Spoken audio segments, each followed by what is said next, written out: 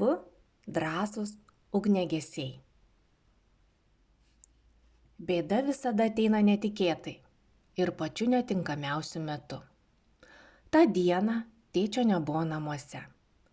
Mama dėl nelaimingo atsitikimo, įvykusio prieš kelias savaites, vaikščiojo su ramentais.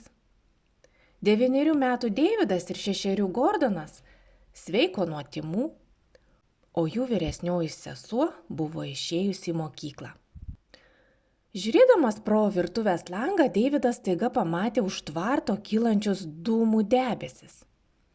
"Žiūrėk!" šaukė jis Gordonui. "Ar matai šiuos dūmus? Kas ten galėtų degti?" Tuomet jis prisiminė, kad prieš išeidama sesuo į mokyklą iš židinio išėmė karštus pelenus. Supilusi juos į kibirą, išnešė išpilti duobę esančią kiemo pakrašty. Galbūt jis skubėdama netyčia išbarstė juos ant sausos žolės? "Gaisras!" sušuko Deividas. "Gaisras! Kur gaisras?" iš gretimo kambario išsigandusi paklausė mama.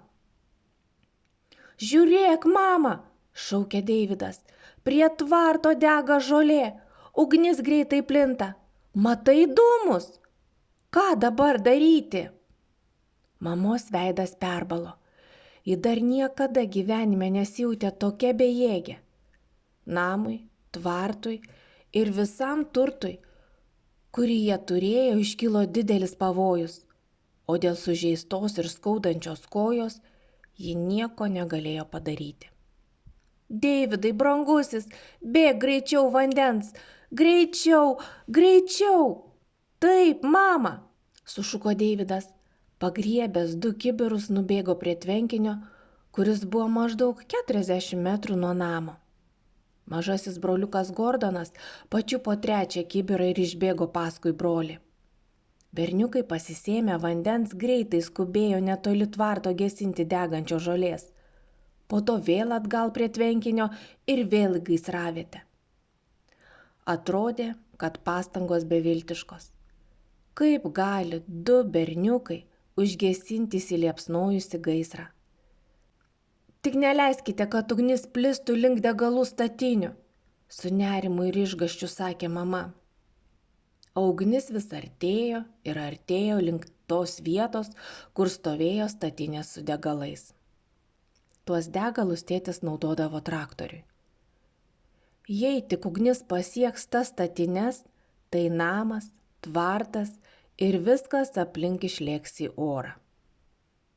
Tvenkinys nebuvo labai toli, bet kaskart berniukams bėgant prie tvenkinio pasisemti vandens, jis atrodė vis toliau ir toliau.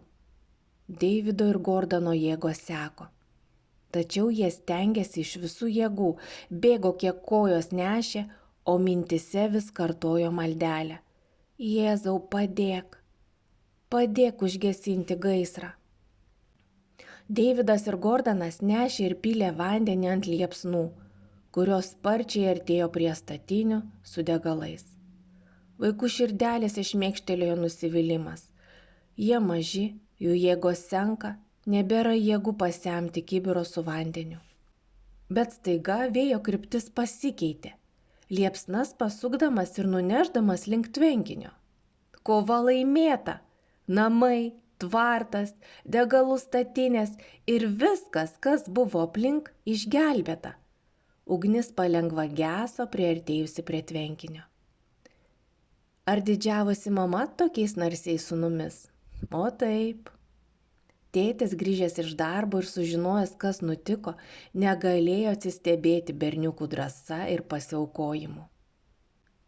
Kai kalbėjausi su Deividu ir Gordonu, jie man pasakė, kad jie pilnai įsitikinę, jog gaisrą užgesino dėka maldos, kurią kartojo bėgdami su kibirais prie tvenkinio, pasisemti vandens, gesinant ugnį.